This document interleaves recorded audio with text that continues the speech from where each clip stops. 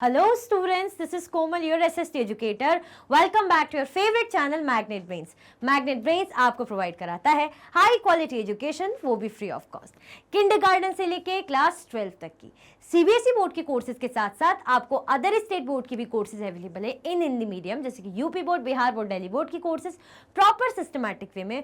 कोई दिक्कत परेशानी आपको नहीं होगी। डेली प्रैक्टिस सेट्स के क्वेश्चंस भी मिलेंगे, तो प्रैक्टिस भी करते जाइएगा। ई बुक्स और ई नोट्स के लिंक आपको डिस्क्रिप्शन बॉक्स में अवेलेबल है, तो आप भटकिएगा मत। आज हम क्या करेंगे? हम करेंगे भाई मोस्ट इंपॉर्टेंट क्वेश्चंस। इससे पहले मुझे बड़ा मजा आया था जब हमने ये किए थे जब हमने एमसीक्यूज किए थे, बड़ा मजा आया था। आज हम करेंगे मोस्ट इंपॉर्टेंट क्वेश्चंस, यानी हमारे एमआईक्यूज, जो क्यों इंपॉर्टेंट होते हैं आपको पता है, मुझे बताने की जरूरत नहीं, क्योंकि आप बड़े ही इंटेलिजेंट लोग हैं जिन्हें सब आता है। ठीक है, मैं तो बस आपको असिस्ट कर रही हूँ, बाकी आपको ऑलरेडी सब आता है, ऐसा मैं मान के चलती हूँ। सही बात है, इसमें कोई मजाक मस्ती वाली बात नहीं, अच्छी बात है, सबको अपना अपना नॉलेज होता है। अब क्या करना है, नॉलेज और बढ़ाना है भाई। मोस्ट इंपॉर्टेंट क्वेश्चंस आपको क्या करने हैं, पढ़ने हैं, जरूरी है। क्या करना है, आपको शेयर कर देना है अपने क्लासमेट्स में इस लिंक को, और लाइक कर देना है मेरी गाड़ी पेट्रोल वाली आगे बढ़े, और कमेंट कर देना है, ताकि मेरा मोटिवेशन ये बने कि भाई आप रेडी हैं, आपकी गाड़ी भी स्टार्ट है। चलो स्टार्ट करते हैं। वेरी शॉर्ट आंसर, जैसा हमारा रहता है हमेशा। पहला क्वेश्चन रहेगा हमारा कि who was doctor B R Ambedkar. भाई जो बी आर अम्बेडकर है, बड़ी ही हमारे फेमस पर्सनैलिटी है, कौन थे वो? बताइए फटाफट से। किसी को कुछ याद है? हमने इनके बारे में बहुत कुछ पढ़ा था, बहुत कुछ, एक लाइन नहीं, दो लाइन नहीं, पता नहीं कितनी सारी लाइन्स और इवन स्लाइड्स इनके बारे में हमने पढ़ी थी। तो देखते हैं। Dr. Bhimrao Ambedkar is considered the father of the Indian Constitution and is also the best known leader of the Dalits. ये हमने MCQs में भी किया था और चैप्टर में तो पढ़ा ही था। क्या था कि भाई जो हमारे भीमराव अंबेडकर जी थे, वो क्या थे? उन्हें माना जाता था, बहुत इंपॉर्टेंट चीज, उन्हें माना जाता था father of the Indian constitution. Indian constitution का उन्हें फादर माना जाता था। And is also the best known leader of the Dalit, और दलित का उन्हें बेस्ट नोन लीडर भी माना जाता था। किनको माना जाता था भाई? भीमराव अंबेडकर को। क्या माना जाता था? भीमराव अंबेडकर को father of the Indian constitution माना जाता था। मतलब भाई जो इंडियन कॉन्स्टिट्यूशन के जो पिता हैं, जो फादर हैं, साथ में भाई उन्हें बेस्ट नोन लीडर भी दलित का माना जाता था। क्यों माना जाता था? क्योंकि वो खुद भी दलित जाति से थे, तो वो समझते थे इस चीज को, तो वो उनके लीडर थे। आया समझ में? आया समझ में कि नहीं आया?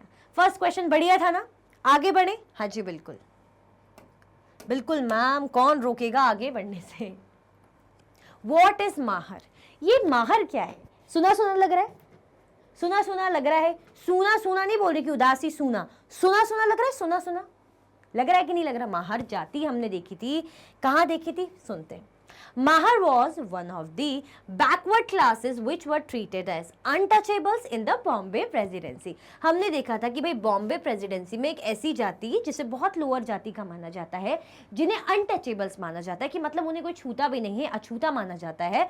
तो वैसे ही है माहर, जो कि एक बैकवर्ड क्लास है, which were treated as untouchables in the Bombay Presidency, जिन्हें अनटचेबल माना जाता था बॉम्बे प्रेसिडेंसी में। तो माहर एक लोअर कास्ट वाली, मतलब कह लीजिए कास्ट है, ठीक है, बैकवर्ड क्लास की। आया समझ में? आगे बढ़े। चल, When does discrimination happen? भाई जो डिस्क्रिमिनेशन है ये कब होता है? आप मुझे बताइए, डिस्क्रिमिनेशन कब होता है? हमने दो टर्म पढ़े थे, हमने स्टीरियोटाइप पढ़ा था, हमने प्रेजुडाइज पढ़ा था। हमने देखा था जब कोई पीपल, जब क्या होता है, जब एक्ट होता है किस पर? जब एक्ट होता है प्रेजुडाइज और स्टीरियोटाइप को लेके, तब होती है डिस्क्रिमिनेशन। मतलब हम किसी को नेगेटिव ट्रीट करें, नेगेटिव उसके लिए इमेज बना ले, या किसी के लिए एक इमेज बना के रखें, तो यानी हम उसके साथ डिस्क्रिमिनेशन कर रहे हैं। आया समझ में? तो भाई क्या होता है हमारा discrimination? Discrimination happens when people act on their prejudices or stereotypes. जब क्या होता है भाई? डिस्क्रिमिनेशन जब होता है, Discrimination happens when people act on their prejudices or stereotypes. जब people act करते हैं अपने prejudice और stereotypes में। आया समझ में? कोई दिक्कत परेशानी, डर समस्या तो नहीं? आगे बढ़ते हैं। What does the first page of our constitution proclaim? भाई हमारे कॉन्स्टिट्यूशन का जो फर्स्ट पेज है वो क्या कहता है? वो तो जो भी कहेगा वो हम देखेंगे, वो भी इंपॉर्टेंट है, बट ये बताइए हमारे कॉन्स्टिट्यूशन का जो फर्स्ट पेज है उसका नाम क्या है? उसके लिए टर्म कौन सा यूज करते हैं? क्या नाम है उस पेज का, फर्स्ट पेज का? बता दीजिए, ये बताइए, बताइए। कर दिया कॉमेंट? चलो मैं उम्मीद कर सकती हूँ, प्रेम्बल बोलते हैं उसको, ठीक है। यहाँ देखते हैं, यहाँ हमने देखा था कुछ स्टेटस और अपॉर्चुनिटी की बात करते हैं कि भाई इक्वल स्टेटस और अपॉर्चुनिटी, जो हमारा प्रीएम्बल कहता है, मतलब कॉन्स्टिट्यूशन का फर्स्ट पेज कहता है। तो यहाँ देखते हैं, all Indians are entitled to equality of status and opportunity. मतलब क्या मिलेगा, जो सारे इंडियन है हमारे भाई भारतवासी है, सबको भाई इक्वालिटी है स्टेटस की और अपॉर्चुनिटी की। मतलब अपॉर्चुनिटी भी बराबर मिलेगी आपको और आपका स्टेटस भी बराबर रहे। ऐसा कुछ नहीं किसी को अपर, किसी को लोअर, या किसी को ज़्यादा अपॉर्चुनिटी किसी को नहीं मिल रही, सबके लिए एक समान चीज़ें होगी। तो यही बात करता है हमारा फर्स्ट पेज ऑफ कॉन्स्टिट्यूशन, जो क्या है, प्रीएम्बल। आया समझ में? और ये बताओ, अभी तक फोर्थ क्वेश्चन से हम फिफ्थ क्वेश्चन में जा रहे हैं कि आपने ये कर दिया है, ये वाली चीज कर दी आपने, लाइक कर दिया कि नहीं कर दिया? देख लो, अगर नहीं दिख रहा तो देखो, ये कर दिया कि नहीं कर दिया। मैं फिर पेट्रोल आगे नहीं बढ़ेगा, फिर मैं कहीं गिर ना जाऊं, यहीं पर ही गाड़ी हो जाती ना ऐसे पेट्रोल की बिना डगमगाने लग जाती। ठीक है, चलो। Who fought for the rights of दलित? भाई दलित्स के राइट के लिए, जो लोअर कास्ट की होती, जो अनटचेबल्स होती हैं, उनके राइट के लिए भाई किसने लड़ाई की थी? बता दीजिए। बहुत इजी क्वेश्चन, बहुत इजी क्वेश्चन, जल्दी बताइए। हमने बहुत अच्छे से पढ़ा है, किसी की पूरी स्टोरी पढ़ी थी। कौन थे वो? बेस्ट नोन लीडर, है ना, बेस्ट नोन लीडर कह लीजिए, और फादर ऑफ द कॉन्स्टिट्यूशन यानी doctor Bhimrao Ambedkar. Doctor Bhimrao Ambedkar fought for the right of the deprived people और दलित। डिप्राइव्ड मतलब जो वंचित चीज़ों से, जिन्हें फैसिलिटी नहीं मिल पाती, जिन्हें ऐसा रखा जाता है कि इनको कुछ नहीं मिलना चाहिए, मतलब ये डिजर्व ही नहीं करते, हमें मिलना चाहिए, है ना, बेचारे लोअर कास्ट के लोग। तो ये डिप्राइव्ड और डिप्राइव्ड पीपल और दलित्स के लिए उन्होंने लड़ाई करी थी, मतलब इनके लीडर थे इनके बेसिकली। ठीक है, आया समझ में? आगे बढ़ते हैं। Name 4 occupations which are considered of less value in society। ऐसे 4 काम बताइए, ऑक्यूपेशन बताइए भाई, जिन्हें समाज में क्या माना जाता है, बहुत ही कम माना जाता है, मतलब उनकी वैल्यू नहीं है। उनको ऐसा माना जाता है कि ये काम, ये क्या काम, ये काम करने वाले लोग ये काम करते हैं, उफ वो ऐसा। तो आप बताइए ऐसे कोई ऑक्यूपेशन, आप बताइए, आपके माइंड में क्या आ रहा है? अली बोल रहे हो? अरे मतलब आप 4 भी नहीं बताइए, आप एटलीस्ट एक ही बता दीजिए। अरे को अली निकल गया सॉरी, फंबल हो जाता है कभी कभी। तो भाई 4 पॉइंट में से तो 4 पूछा है, आप सिर्फ एक ही बता दीजिए। बता दिया? लिख लिया कमेंट में, या टाइप कर रहे हो अभी, या किसी ने अभी शुरू ही नहीं किया? कोई बात नहीं, मैं बता देती हूँ। क्लीनिंग, भाई कौन सा काम हो गया?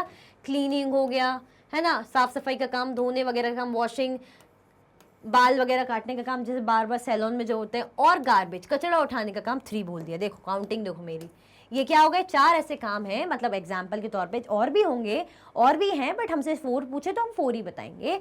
Occupations are considered of less value in the society. भाई समाज में ये ऐसे काम है जिनको कम आंका जाता है, जिनकी वैल्यू बहुत कम है, कि भाई जो साफ करने वाला है, अरे वो, कोई कपड़े धोपड़े ने वॉशिंग वगैरह करने वाला, अच्छा वो, या जो बाल काटते हैं उनको क्या इतना, या जो गार्बेज उठाने का काम करते हैं, इनको हम वैल्यूएबल नहीं मानते, इनकी वैल्यू बहुत कम है हमारे समाज में।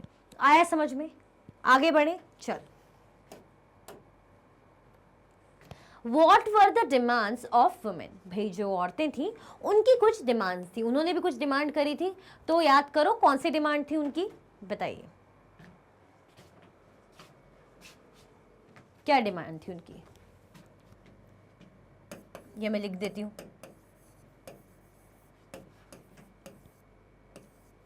ये वाली डिमांड थी क्या?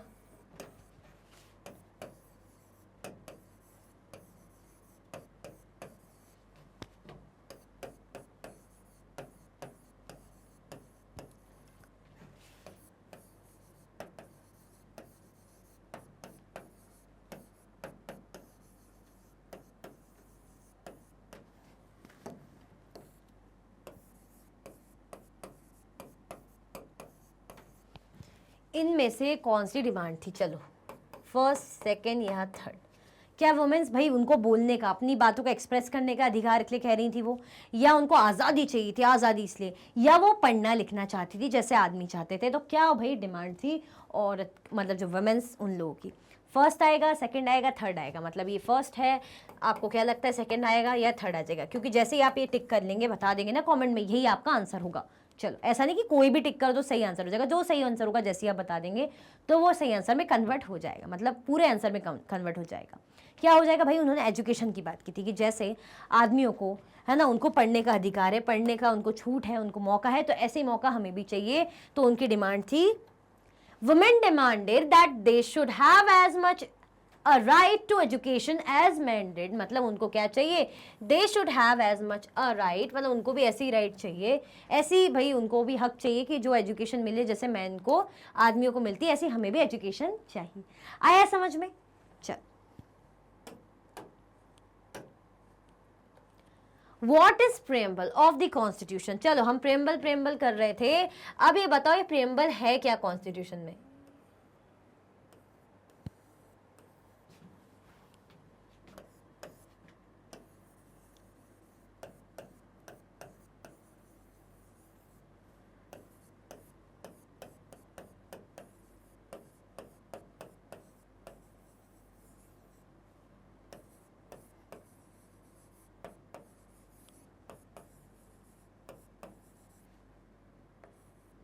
क्या है प्रियम्बल? प्रियम्बल एक इंपॉर्टेंट पेज था या फर्स्ट पेज था या सेट ऑफ रूल्स था कॉन्स्टिट्यूशन में? बता दीजिए क्या था प्रियम्बल।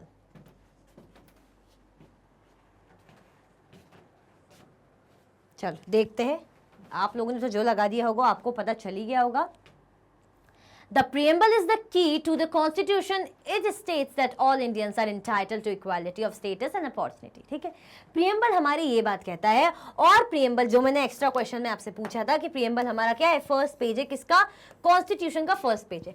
अब ये कहता क्या है, preamble कहता है कि सारे इंडियन वो क्या है भाई, उनको इक्वालिटी हो, इक्वालिटी ऑफ स्टेटस हो और अपॉर्चुनिटी हो, तो ये हमारा प्रियम्बल कहता है। What is preamble of the constitution? भाई प्रियम्बल एक की है कॉन्स्टिट्यूशन का, बहुत ही इंपॉर्टेंट चीज़ है कॉन्स्टिट्यूशन की, जो जिसे फर्स्ट पेज भी कहा जाता है कॉन्स्टिट्यूशन का, जो हमें इक्वालिटी किसकी, स्टेटस और अपॉर्चुनिटी की इक्वालिटी की बात करते हैं। आया समझ में? आगे बढ़ जाए, चल। What did the writers of the Constitution say with respect to diversity? अगर भाई जिन्होंने कॉन्स्टिट्यूशन लिखा है, जो राइटर्स रहे, जिन्होंने कॉन्स्टिट्यूशन ड्राफ्ट करा है भाई बहुत सारे लोगों ने, तो उनका क्या मानना है डाइवर्सिटी को लेके, वो अपनी क्या विचारधारा रखते हैं, ओपिनियन रखते हैं। The writers of the Constitution said that respect for diversity was a significant element in ensuring equality। भाई जो डाइवर्सिटी की रिस्पेक्ट है, मतलब जो इतने धर्म कर्म के लोग हैं, इतनी कास्ट के लोग हैं, अलग अलग कपड़े पहनने वाले लोग हैं, अलग अलग लैंग्वेज बोलने वाले लोग हैं, खान पान वाले लोग हैं, अलग अलग रीजन वाले लोग हैं, कल्चर वाले लोग हैं, तो उनका क्या करना है भाई, उनकी रिस्पेक्ट करेंगे, जो डाइवर्सिटी उनकी रिस्पेक्ट करें और क्या करें, इक्वालिटी रखें। ऐसा नहीं कि भाई किसी रीजन एरिया वाले लोगों को ज़्यादा ट्रीट करें, ज़्यादा अच्छे से करें उनके साथ काम, है ना, उनको ज़्यादा अच्छे से ट्रीट करें, हायर उनको अच्छा ऊपर मतलब औहदा जॉब वगैरह प्रोवाइड करें, अच्छी बात उनसे करें, सब कुछ अच्छा उनके लिए करें, नहीं, सारे धर्म वालों के लिए अच्छा करें, सारे जो डाइवर्सिटी जो इतनी जिसमें हर वैरायटी ऑफ पीपल हैं उनकी क्या करें, उनकी रिस्पेक्ट करें और इक्वलिटी इंश्योर करें। आया समझ में कि सबके साथ इक्वल रहना है, ऐसा नहीं कि भाई हिंदूज़ के साथ अच्छा करना है या मुस्लिम्स के साथ अच्छा करना है या जैनिज़्म के साथ अच्छा करना है, सबको इक्वली ट्रीट करें। आया समझ में? तो इस तरीके से डाइवर्सिटी के लिए भाई हमारे जो कॉन्स्टिट्यूशन जिन्होंने राइटर जिन्होंने जो लिख रहे थे उन्होंने ये मेंशन किया, उनकी ये सोच थी। आया समझ में? आगे बढ़े 10th क्वेश्चन में, चलो। What are prejudices? भाई ये प्रेजुडाइसेस होता क्या है?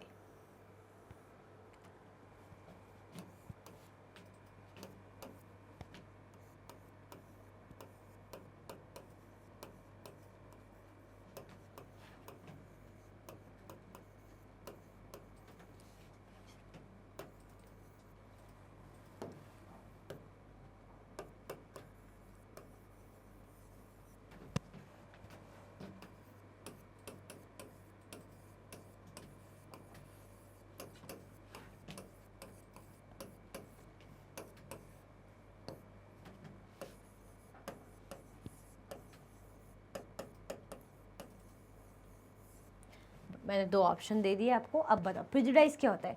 प्रेजुडाइज वो होता है कि to fix someone in one image, भाई किसी को हम फिक्स कर दे कि भाई एक ही इमेज में कि हाँ वो ऐसा ही है, या हम किसी को या लोगों को, पीपल को क्या करें, जज करें नेगेटिवली। बताइए आपका क्या होगा आपका आंसर? नेगेटिवली जो जज करते हैं वो होगा, या एक फिक्स इमेज में रख देना वो हमारा आंसर होगा? बता दीजिए फटाफट से, बस ये लिख दीजिए ऑप्शन फर्स्ट आएगा या सेकंड आएगा। चलो आपका जैसे आप ऑप्शन फर्स्ट या सेकंड जो भी लगाएंगे तो जो गलत होगा तो रॉन्ग हो जाएगा और जो सही होगा वो आंसर बन के ऑटोमेटिकली आ जाएगा जादू से। देखें भाई, हमने देखा था ना प्रेजुडाइज मतलब नेगेटिव इमेज में रखना। क्या हो जाएगा हमारा answer? Prejudice refers to the practice of judging other people negatively or seeing them as inferior। मतलब क्या रखना, क्या करना भाई, जज करना लोगों को, पीपल को या ग्रुप ऑफ पीपल को नेगेटिव तरीके से जज करना और उनको खुद से कम आंकना।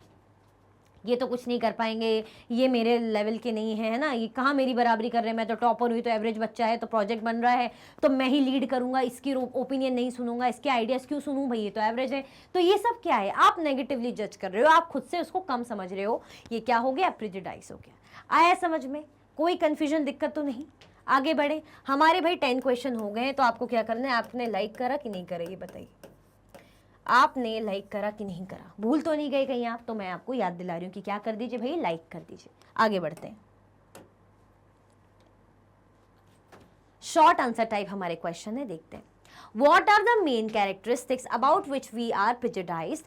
What happens due to prejudice? भाई क्या मेन कैरेक्टरिस्टिक्स हैं, क्या खास कैरेक्टरिस्टिक्स हैं किसके भाई जब हम प्रेजुडाइज होते हैं, और what happen due to prejudice, मतलब जब प्रेजुडाइज किया जाता है उसके बाद क्या होता है, ये हमें बताना है। चलिए, we can be prejudice about many things. भाई हमें बहुत सी चीज़ों के चक्कर में हमें प्रेजुडाइज किया जा सकता है, मतलब हमारे बारे में लोग हमें कम समझ सकते हैं, नेगेटिव समझ सकते हैं। देखते हैं भाई हमारे रिलीजियस बिलीव्स, कि हमारा रिलीजन क्या है, हम क्या प्रैक्टिस करते हैं, हम पूजा करते हैं, नमाज पढ़ते हैं, या चर्च जाते हैं, या गुरुद्वारे जाते हैं, तो उस बेसिस पे भी भाई हमें नेगेटिवली या इन्फीरियर तरीके से जज किया जा सकता है। तो एक रीज़न ये है। दूसरा, हमारे स्किन का कलर, हम काले गोरे, उसके अकॉर्डिंग भी भाई भेदभाव हो सकता है, प्रेजुडाइज किया जा सकता है। The reason they came from, भाई रीजन मतलब कौन से रीजन या एरिया, हम अगर मानो छोटे शहरों से आए हैं या गांव से आए तो उसके बेसिस से भी नेगेटिवली लोग जज करते हैं। The accent they speak in, भाई एक्सेंट, अगर हम अपनी लैंग्वेज में बात कर रहे हैं, हमारी जो लैंग्वेज है, ओन लैंग्वेज है हमारी कास्ट की, हमारे उसके अकॉर्डिंग अगर हम मराठी बोल रहे हैं, पंजाबी, उड़िया जो भी बोल रहे हैं, तो हमारे जो एक्सेंट है, जैसा एक्सेंट निकल रहा है, हम टर्म यूज़ करें तो उसके बेसिस पे हमारा मजाक उड़ाना, हमें नेगेटिव तरीके से ट्रीट करना, नेगेटिव इमेज बना के रखना basically. The clothes they wear, मतलब जिस तरीके के कपड़े पहन रहे हैं, अगर हम भाई कोई होते हैं ना कि सिंपल लिविंग, अच्छे रिच भी बोलते हैं, अच्छी जॉब में भी होते हैं, बट उनके शौक क्या रहता है भाई, सिंपल कपड़े रहना। तो कपड़ों के बेसिस पे जज करना कि ये लग रहा है कि कहीं का डिपार्टमेंट का हेड होगा, या कोई है तो भाई ज़रा सा भाई क्लर्क के लेवल के हैं, अभी सरकारी नौकरी भी नहीं है, क्लर्क के लेवल में कहीं ऐसी क्लर्क का काम करें, बट बढ़िया तैयार व्यार होके रह रहे हैं, शौक है, किसी को आदत रहती है, तो उसको जज करना उस तरीके से। तो कपड़ों के बेसिस पे बेसिकली जज करना, और नेगेटिव बात हो रही तो नेगेटिव जज करना। तो ये सारे क्या है, इस तरीके से भाई हम प्रेजुडाइज हो सकते हैं। Our prejudices about others are so strong that we do not want to form friendship with them. At times we may even act in ways that hurt them. कई बार तो क्या होता है कि हम लोगों से दोस्ती भी नहीं करते, और दोस्ती किए बिना, लोगों को जाने बिना, सिर्फ शक्ल देख के या उनके कपड़े देख के या रीजन पता चल गया उसके बेसिस पे, एक्सेंट, वो लैंग्वेज बोल रहा है उस बेसिस पे, हमने क्या बोला, ये हमारे लेवल का नहीं, हमने इन्फीरियर ट्रीट करा है, नेगेटिव ट्रीट करा, तो ये होता है प्रेजुडाइज। मतलब हमने फ्रेंडशिप तक नहीं की और पहले ही उसको गलत समझने लग गए। तो हमारा कभी कभी बोल रहे हैं प्रेजुडाइज इतना स्ट्रांग होता है लोगों को लेके कि we do not want to form friendship with them, मतलब हम फ्रेंडशिप भी नहीं करना चाहते, फ्रेंडशिप करने से पहले ही हम क्या करते हैं, उन्हें गलत जज कर लेते हैं। और कई बार हम जब जिस तरीके से उनके साथ बिहेव करते हैं, क्या कर देते हैं, हम उनकी फीलिंग्स को हर्ट कर देते हैं। मतलब आप ये समझ जाइए कि अगर किसी का कलर डाउन है, वीटिश कलर है, आप लोग फेयर लोग हैं, आप जाके मतलब वो कोई आए आपके पास, आप इस तरीके से बात करें, उनके लिए सड़ा फेस बना रहे हो, गंदे तरीके से बात कर रहे हो, मतलब आपके बोलने के तरीके में लग रहा है कि थोड़ा मजबूरी है, चिड़ है, तो क्या उन्हें बुरा नहीं लगेगा, तो हर्ट कर देते हैं। आया समझ में? तो ये चीज, ये आपका क्वेश्चन का आंसर है। How are people discriminated on the basis of economic inequality? अगर बात करें फाइनेंशियल टर्म में इकोनॉमिक इनइक्वालिटी, इकोनॉमिक मतलब आप ये समझ लीजिए मॉनेटरी टर्म्स में, मनी टर्म्स में, ये मनी लिख देती हूँ, मनी के टर्म्स में अगर बात करें, इन टर्म्स ऑफ मनी, तो इसके बेसिस पे इनइक्वालिटी कैसे डिस्क्रिमिनेट करती है लोगों को, देखते हैं। मतलब फाइनेंशियल कंडीशन, पुअर है, रिच है, ऐसा कुछ वैसा। Economic discrimination can be seen when people who are poor do not have the resources or the money to meet their basic needs of food, clothing and shelter. They experience discrimination in offices, hospitals, schools, etc. where they are treated badly because they are poor. Economic condition मैंने बताई जिसमें भाई poor हो गए, ऐसे terms आएंगे, या तो कोई पुअर है या कोई रिच है, इस टाइप के टर्म्स आएंगे ना इकोनॉमिक, मतलब इन टर्म्स ऑफ मनी, पैसों के टर्म्स में, इन टर्म्स ऑफ मनी, मतलब जहां पैसों से रिलेटेड बात आ गई, मतलब पैसों से देख लेंगे लोअर क्लास है, मिडिल क्लास है, इस टाइप से, तो इन टर्म्स ऑफ मनी हम ये बोलेंगे कोई पुअर है, रिच है। अब बात आ जाती है डिस्क्रिमिनेशन की, तो ऑब्वियसली बेचारे गरीबों के साथ डिस्क्रिमिनेशन होता है। किस बेसिस पे? Economic discrimination. Economic discrimination can be seen when people who are poor do not have the resources, भाई जो गरीब हैं, जिनके पास साधन नहीं, रिसोर्सेज नहीं है, ठीक है, और द मनी टू मीट, मतलब पैसा भी नहीं है, रिसोर्सेज भी नहीं, पैसा भी नहीं कि भाई वो अपनी बेसिक नीड्स तक फुलफिल कर पाए। ढंग से खाने को नहीं मिल पाता, कभी मिलता है कभी नहीं मिलता, भाई कपड़े भी ऐसे पुराने फटे टाइप के है ना, रहने को घर नहीं, झोपड़पट्टी में रह रहे हैं। दे एक्सपीरियंस डिस्क्रिमिनेशन इन ऑफिस, भाई उनके साथ क्या होता है, ऑफिस में डिस्क्रिमिनेशन होता है कि अगर ऑफिस में कोई देख रहा है कि कोई गरीब है, खाना नहीं ला पा रहा, कभी कभी तो जैसे जो अच्छे बड़ी पोस्ट के कुछ अच्छे रिच जो ऑफिशियल्स है, तो कभी मजाक उड़ाने की अरे ये तो खाने नहीं लाता, ऐसे भूखे ही मरेगा, हर्ट साला गरीब फटीचर, इस टाइप का बोलते हैं ना, हर्ट फटीचर, इस टाइप की चीज़ें बोलते हैं। ऐसे गलत गलत जो है टर्म्स हम यूज़ करते हैं बेसिकली। तो ये क्या हो जाता है, ये हम बताते हैं कि किस तरीके से ऑफिस हो गया, हॉस्पिटल हो गया, स्कूल में डिस्क्रिमिनेशन करा जाता है। अगर स्कूल की बात करें कि अरे अरे देखो तो उसके कपड़े कैसे फटे हुए हैं, फटा तो कपड़ा है, कहीं सिल नहीं सकता, नई शर्ट नहीं ले सकता, और नई शर्ट में भी कौन से कलर का, मतलब कौन से अलग ही कपड़े का ऐसे जोड़ जोड़ से लगा रखा है, ऐसे स्टिच करा हुआ है, देखो देखो फटे कपड़े पहना है। तो इस बेसिस पे भाई अगर वो गरीब है, वो अफोर्ड नहीं कर पा रहा है, तो क्या कर रहे हैं, उसको डिस्क्रिमिनेट कर रहे हैं। तो where they are treated badly because they are poor, इसलिए ट्रीट किया जाता है भाई कि वो पुअर है। तो ये इकोनॉमिक टर्म्स में बात करें कि गरीब है, अगर रिच हटा दे तो भाई इकोनॉमिक टर्म्स में अगर हम गरीब उसकी बात करें तो भाई जो पुअर है ना, जिनके पास पैसों की कमी है, बिल्कुल ही इतना नहीं है कि वो डेली बेसिस की अपनी नीड्स भी मीट कर सके, तो उनका मजाक बनाना, उनको चिढ़ाना, उनको नीचा दिखाना, तो ये क्या है, डिस्क्रिमिनेशन है। किस बेसिस पे? इकोनॉमिक टर्म्स में, मतलब वो अफोर्ड नहीं कर सकते, गरीब है, इस बेसिस पे। तो इकोनॉमिक का मतलब जैसे ही आ जाए ना, जहां इकोनॉमिक वर्ड आ जाए तो बिल्कुल घबराना नहीं कि ये क्या इकोनॉमिक वर्ड आ गया। इकोनॉमिक का मतलब होता है पैसों से रिलेटेड, गरीब अमीर, फाइनेंशियल कंडीशन, मॉनेटरी टर्म्स में। आया समझ में? आगे बढ़े, चलो। How can some people be discriminated on the basis of both caste and economic background? अगर हम बात करें, अभी तो हमने देखा था इकोनॉमिक बैकग्राउंड, इकोनॉमिक बैकग्राउंड हमने क्या देखा था, मनी के टर्म्स में, जैसे रिच पुअर हो गए। तो अब क्या बात आ जाती है अगर कास्ट, दो चीजों की, तो कास्ट और इकोनॉमिक बैकग्राउंड के बेसिस पे कैसे डिस्क्रिमिनेट करते हैं, जिसमें इकोनॉमिक बैकग्राउंड के साथ साथ आपका कास्ट, रिलीजन ये भी आ गया। तो इन दोनों के बेसिस पे डिस्क्रिमिनेट होना यानी भेदभाव होना। Some people may experience both kinds of discrimination, कुछ लोगों को तो दोनों तरीके से एक्सपीरियंस उनको मिलता है डिस्क्रिमिनेशन का, मतलब उनकी कास्ट के बेसिस पे भी उनको चिढ़ाएंगे, उनका मजाक बनाएंगे, उनको नेगेटिविटी फैलाएंगे उनके प्रति, मतलब ये सोचेंगे कि ऐसी गलत इमेज बनाएंगे, या और साथ में उनके बैकग्राउंड को लेकर भी बात करेंगे कि मतलब बोलेंगे तो इस कास्ट का ऐसा है वैसा है, ऊपर से गरीब है, ठीक है। सम पीपल में experience both kinds of discrimination, भाई कुछ लोग तो दोनों तरीके का डिस्क्रिमिनेशन सहते हैं। They are poor and they belong to groups whose culture is not valued, भाई ये क्या होते हैं, बहुत गरीब होते हैं। They are poor and they belong to groups whose culture is not valued, मतलब कभी क्या होता है, ये जो पुअर होते हैं, गरीब भी होते हैं, साथ में जो उनका खुद का कल्चर है उसकी वैल्यू नहीं करी जाती, उसकी हंसी उड़ाई जाती है या क्रिटिसाइज किया जाता है, आलोचना की जाती है कि अरे ये तो ऐसा करते हैं, इनके इसमें ऐसा होता है, ऊपर से गरीब होते हैं ना, पैसा वैसा होता नहीं है। तो दोनों तरीके से उनको डिस्क्रिमिनेट करना, उनके साथ भेदभाव करना। ट्राइबल्स हो गए, है ना, सम रिलीजियस ग्रुप हो गए, और इवन पर्टिकुलर रीजन्स वाले area are discriminated against for one or more the reason, मतलब one or more of these regions. मतलब बात करें एग्जाम्पल के तौर पे तो जैसे ट्राइबल पीपल हो गए कि भाई गरीब है, ऊपर से वो ट्राइबल कास्ट के, तो और उनको सुनने मिलेगा, है ना। अगर कोई रिलीजियस ग्रुप हो गए, किसी अदर धर्म के हो गए, तो वैसे ही वो पुअर है बट अलग अलग उनका ग्रुप है, रिलीजियस ग्रुप, तो उसकी हंसी उड़ाना, धज्जी उड़ाना, उनको चिढ़ाना, नीचा दिखाना, गरीब है तो और नीचा दिखाना। तो इन चीज़ों से क्या होता है भाई, दोनों टर्म में, कास्ट के बेसिस पे और इकोनॉमिक टर्म के, इकोनॉमिक बैकग्राउंड के बेसिस पे डिस्क्रिमिनेशन होता है। आया समझ में अच्छे से? क्वेश्चन नंबर 13 क्या करो भाई, ये कर दो, फिर ये कर दो फटाफट से, लाइक कर दो, फिर हम क्वेश्चन नंबर 14 में बढ़ते हैं आगे। चलो कर दो लाइक फटाफट से, कर दिया, आगे बढ़ जाऊं? चलो, अब जब लाइक कर दिया तो भाई आगे तो बढ़ना बनता है। What do you mean by scheduled caste? भाई आप scheduled caste ये जो टर्म है इससे क्या समझते हैं? जिसको हम एक और टर्म बोलते हैं, क्या बोलते हैं इसको? हम SC भी बोलते हैं। बताइए, SC भी बोलते हैं, साथ में SC किसको बोलते हैं? SC हम बोलते हैं भाई दलित्स को। दलित्स कौन बोलते हैं खुद को जो लोअर कास्ट के लोग होते हैं? लोअर कास्ट के लोग कौन खुद को बोलते हैं? अनटचेबल्स।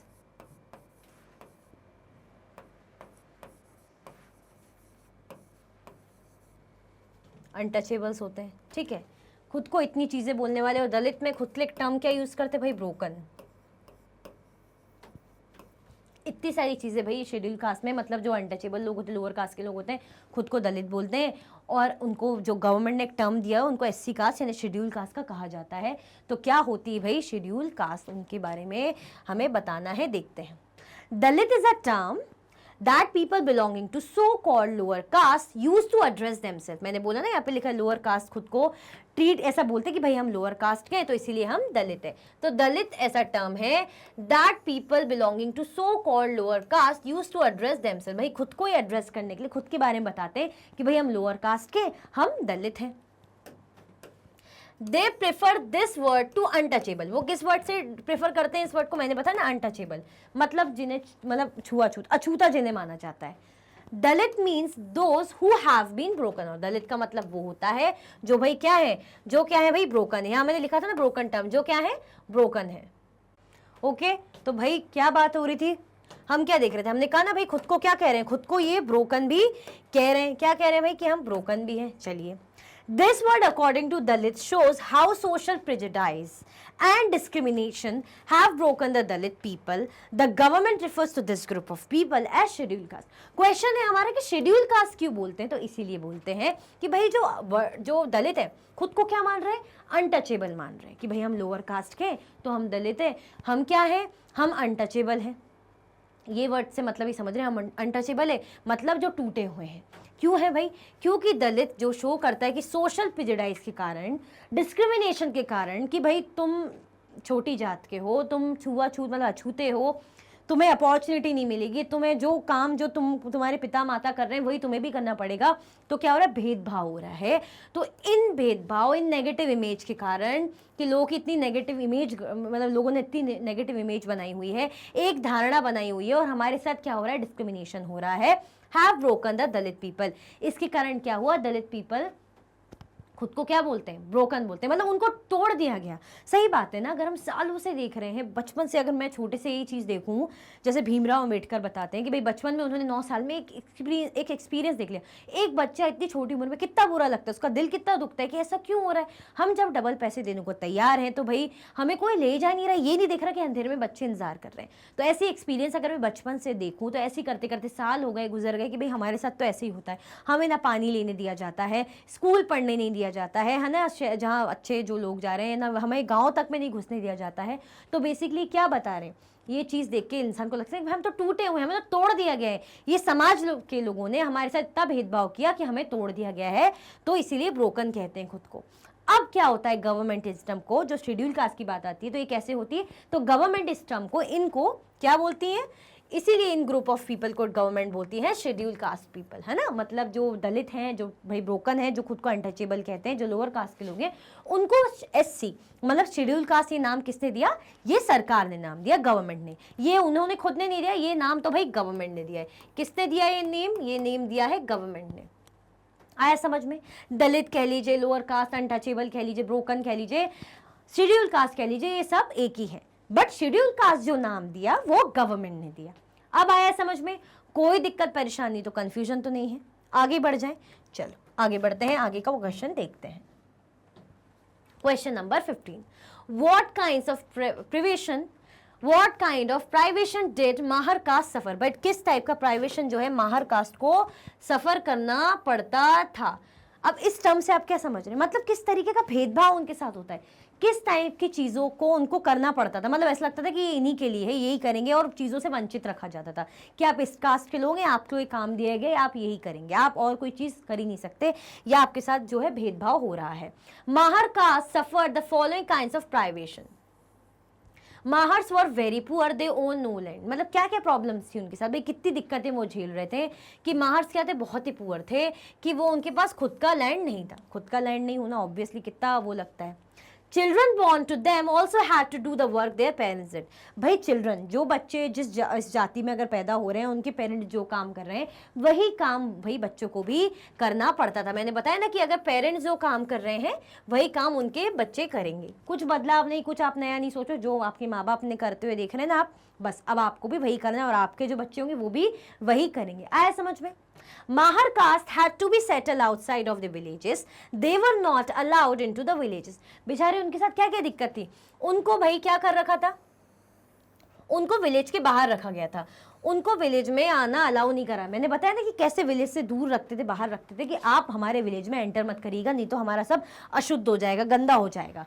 हमारे स्कूल में मत आना, हमारे आसपास मत आना, हमारे मंदिरों तक में मत आना। भाई मंदिर, भगवान जैसी चीज़ में अपना हक जता लिया, ये भी तो भाई भगवान की देन है, भगवान ने बनाए हैं, है ना। तो क्या है, इतना सब कुछ उनको दिक्कतों से बेचारे गुजर रहे थे, तो ये सब प्रॉब्लम भाई झेलनी पड़ रही थी माहर जाति वाले लोगों को। क्या क्या हमने देखा भाई, बहुत गरीब थे, उनके पास खुद का लैंड तक नहीं था।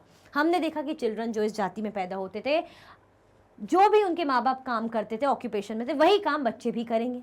साथ में हमने क्या देखा कि उनको विलेज से अलग रखा जाता था, दूर बाहर बेसिकली, और विलेज के अंदर, जो विलेज के अंदर, गांव के अंदर एंट्री बिल्कुल बैन थी, मतलब मना करके रखी हुई थी। आया समझ में? कोई दिक्कत, कन्फ्यूजन, परेशानी तो नहीं? और आपने ये कर दिया है, ये लाइक कर दिया है क्या,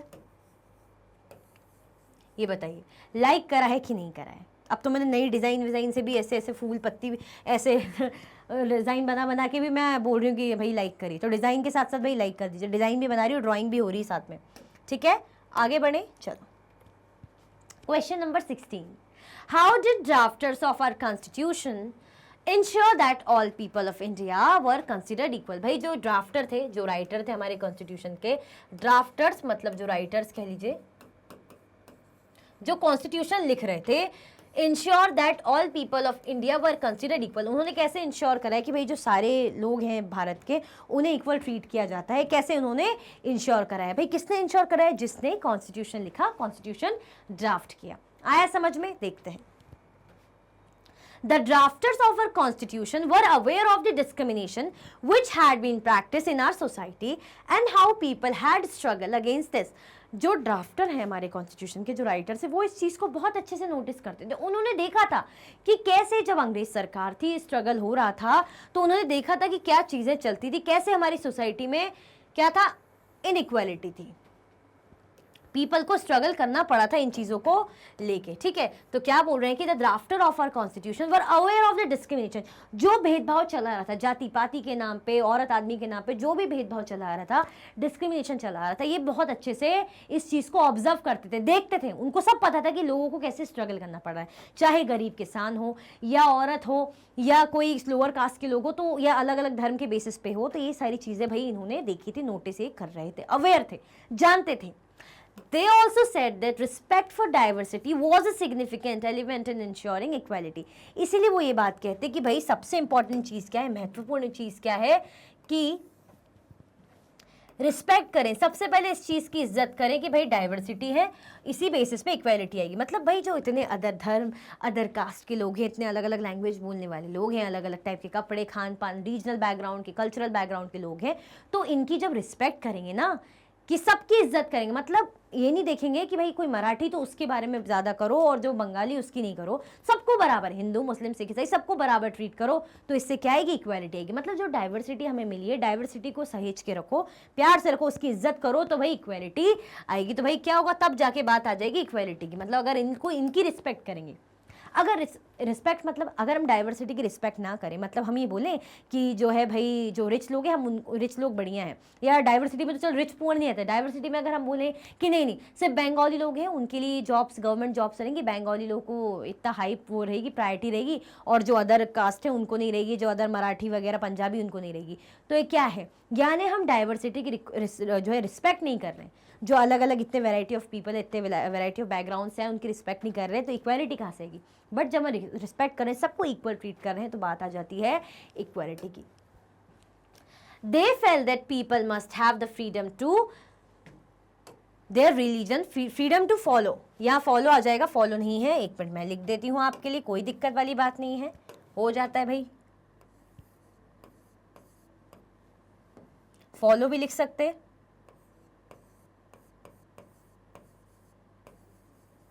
and practice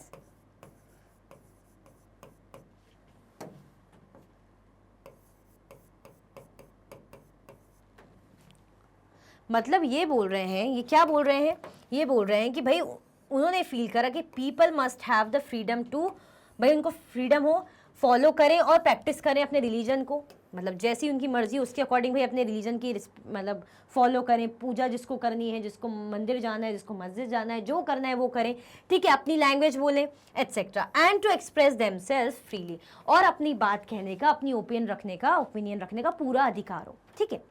They said that the government must treat all religions equally so that all people of India were considered equal। मतलब बेसिकली बात ये कह रहे हैं कि भाई जो गवर्नमेंट है उनको ये ध्यान रखना चाहिए कि सारे रिलीजन, सारे धर्म के लोगों को इक्वली ट्रीट करें, एक समान ट्रीट करें, तो उससे क्या होगा, इसीलिए इंडिया में क्या आएगी, इक्वालिटी की बात आएगी। बेसिकली वही बात है, हमसे क्या बोला है कि भाई कॉन्स्टिट्यूशन जो बना रहे थे उन्होंने किस चीज़ पे ध्यान दिया, वो इस चीज़ से अवेयर थे कि इनइक्वालिटी बहुत होती है, डिस्क्रिमिनेशन बहुत होता है, किस बेसिस पे कि भाई औरत आदमी है, या डाइवर्सिटी के बेसिस पे, मतलब कि किसी का धर्म ये है, किसी कास्ट ये है, तो उसको खत्म करने के लिए इन्होंने क्या करा कि हम हर कास्ट, हर लैंग्वेज की इज्जत करेंगे, हर धर्म की इज्जत करेंगे, तो इक्वालिटी रहेगी तो बेस्ट रहेगा, क्योंकि इक्वालिटी रहेगी तो भाई देश में ही होगा ना, इक्वालिटी बनी रहेगी। अगर हम जो है रिलीजन को इक्वल समझेंगे तो देश में भी इक्वालिटी आएगी। तो वही वाली बात है कि अपना रिलीजन हो, अपनी लैंग्वेज हो, खुल के बोलो जो आपको बोलना है ना, जो भी आपकी लैंग्वेज उसमें आप बिल्कुल बात करो, कोई नहीं रोकेगा कि नहीं आपको इंग्लिश या हिंदी में ही बात करनी है, संस्कृत में ही बात करनी है,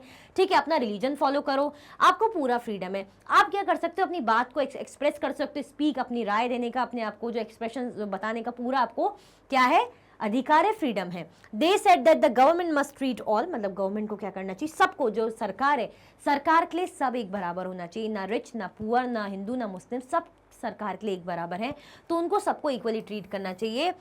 सो that all people of India were considered equal, so क्या होगा, जो सारे लोग रहेंगे इंडिया के, उनको क्या माना जाएगा, पीपल को इक्वल ट्रीट किया जाएगा। आया समझ में? तो ये भाई ध्यान दिया था हमारे कॉन्स्टिट्यूशन जो राइटर हैं जो लिख रहे थे। आया समझ में? क्या कर दो भाई, लाइक कर दो। फिर से मैं डिज़ाइन बनाऊंगी, अब अलग टाइप की डिज़ाइन बनेगी मैंने, मुझे भी नहीं पता क्या बनी बट बना दी है। आगे बढ़े, क्वेश्चन नंबर 16 हो गया है, आगे बढ़ते हैं। How did India become a secular country? भाई जो इंडिया है वो सेक्युलर कंट्री कैसे बनी, जो हमारी इंडिया है सेक्युलर कंट्री कैसे बनी? सेक्युलर कंट्री क्या होती है, जब क्या होता है, कोई भी कंट्री किसी एक रिलीजन को प्रमोट नहीं करती, मतलब वो एक कंट्री ये नहीं कहती कि भाई हिंदू ही होंगे या मुस्लिम ही होंगे या सिख होंगे या ईसाई होंगे, नहीं, क्या होगा, वो ये नहीं कहते कि क्रिश्चियन ही होना चाहिए, है ना, या भाई पंजाबी, मतलब या सिख लोग हो, सिख कम्युनिटी के लोग हो, या मुस्लिम हो, हिंदू हो, या जैनिज्म हो, बुद्धिज्म हो, ऐसा कुछ नहीं। वो क्या करेंगे भाई, गवर्नमेंट के पास पावर है, ठीक है, बट गवर्नमेंट किसी एक रिलीजन को प्रमोट नहीं करेगी, तो वो सेक्युलर कंट्री हो जाती। गवर्नमेंट के लिए सारे रिलीजन, जब धर्म एक बराबर होते हैं। आया समझ में? तो यहाँ देखते हैं, people of different religions and faiths have to freedom to practise and follow their religion without any fear of discrimination. अगर हम बात करें सेक्युलर कंट्री की, तो सेक्युलर कंट्री का मतलब ये हो जाता है कि people of different religions and faiths have the freedom to practice and follow their religion without any fear of discrimination। मतलब किसी भी भेदभाव के डर के बिना आप बिल्कुल बिंदास अपना रिलीजियस प्रैक्टिसेस परफॉर्म करिए। कोई आपको ये भेदभाव नहीं करेगा, अरे तुम्हारे इसमें ऐसा होता है, तुम्हारे इसमें नमाज पढ़ते हैं, या तुम्हारे इसमें पूजा करते हैं, ये करते हैं, कुछ नहीं, कोई कुछ नहीं बोलेगा। आप बिना किसी डर के, किसी भेदभाव के डर के, आप अपना रिलीजियस चीजें प्रैक्टिस करो, परफॉर्म करो। यही बात आ जाती है सेक्युलर कंट्री की। क्यों? क्योंकि भाई हमारी गवर्नमेंट हमारा देश कह रहा है, तो कोई आपके साथ कोई किसी भी प्रकार का भेदभाव नहीं होगा, कोई टेंशन नहीं है। This is seen as an important element of our unity. इसको माना जाता है भाई हमारी जो कंट्री, उसमें यूनिटी के लिए एक बहुत ही इंपॉर्टेंट एलिमेंट है। डाइवर्सिटी की रिस्पेक्ट करना, सेक्युलर कंट्री रखना, ये यूनिटी के लिए बहुत इंपॉर्टेंट एस्पेक्ट है।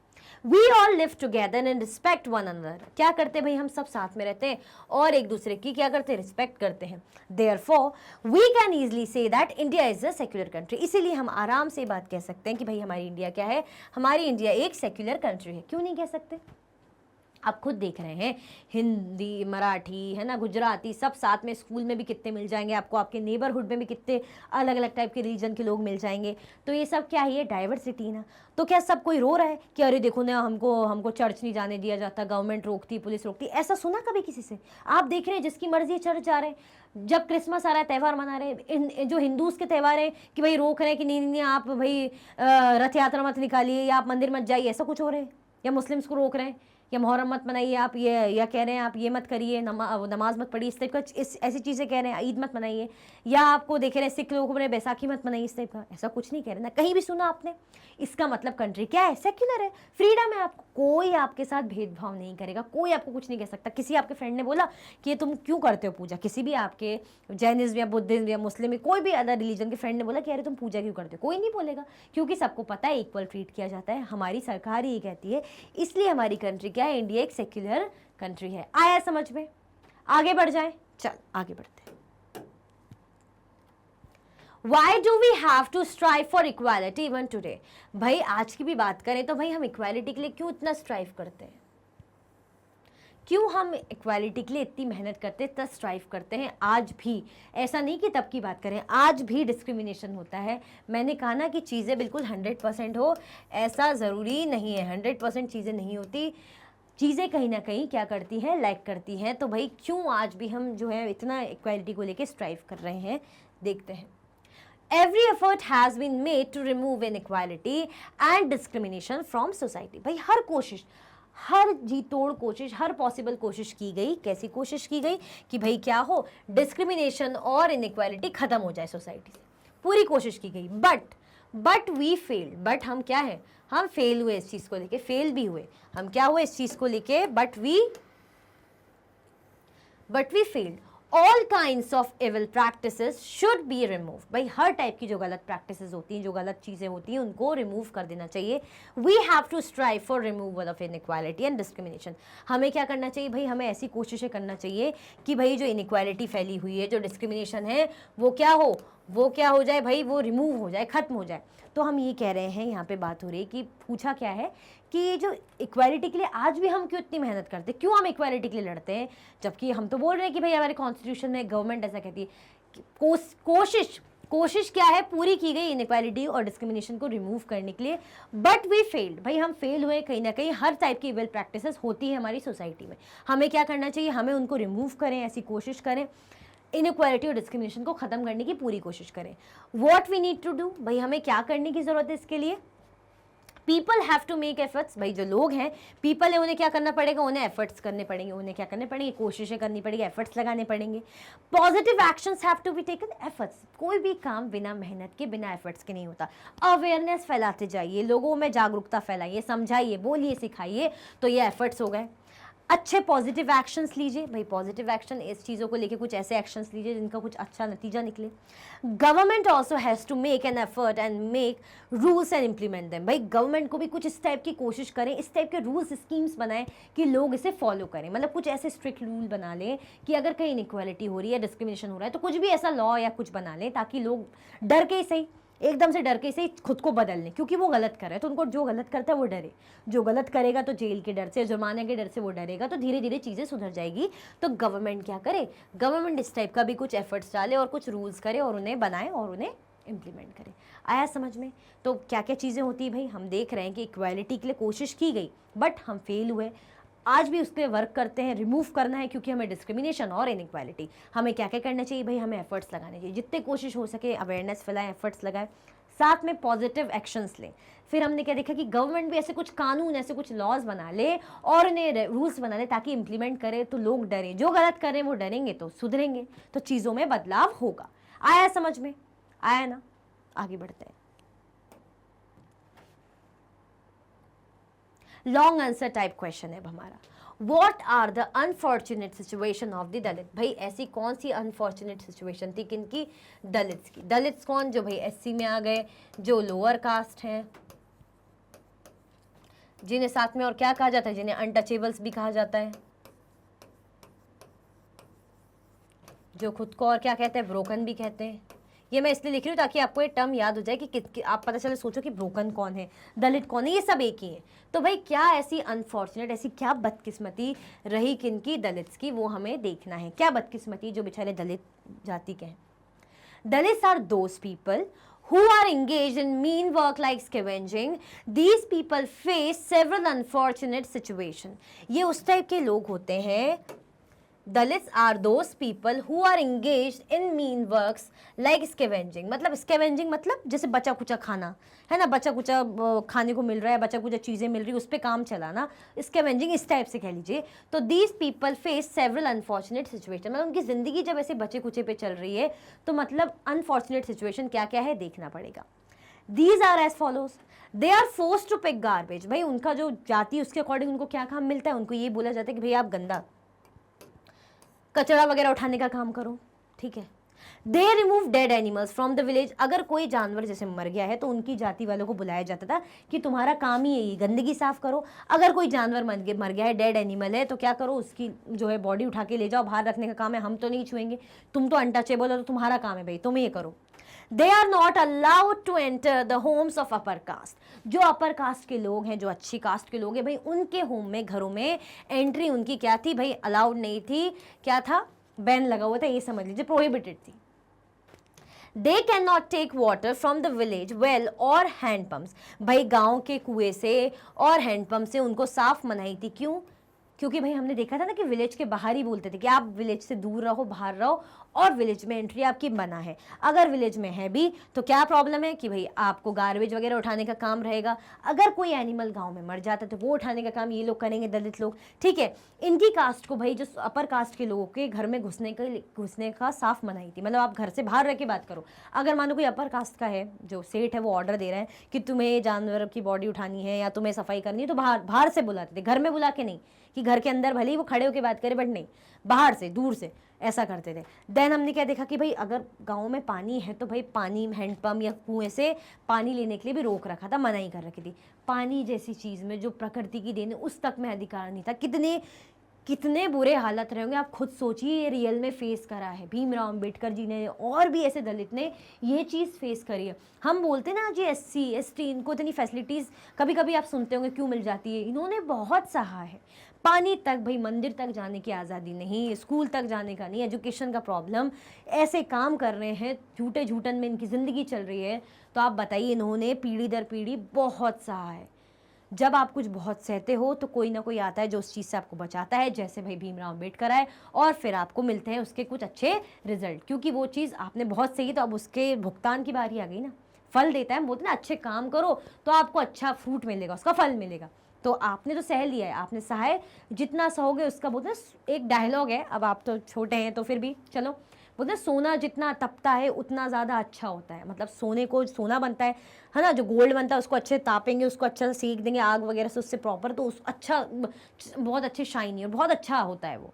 तो इसी तरीके से जितनी मेहनत करेंगे, जितना उसके लिए काम करेंगे, जितना सहेंगे बेसिकली, है ना, जितना मेहनत करेंगे, पसीना पाएंगे, तो उसका फल, रिजल्ट अच्छा मिलेगा। तो ऐसा मिला, बट यहाँ पे वो सह रहे हैं। ये चीज़ को देखे तो यहाँ पे हम दिखा रहे हैं कि कैसे उनकी बदकिस्मती रही कि आप गार्बेज उठा रहे हैं, गंदा कूड़ा कचरा उठा रहे हैं। आपको भाई इस काम के लिए रखा जाता है कि अगर एनिमल कोई मर जाता है गाँव में तो उठा के बाहर करने का काम आपका है।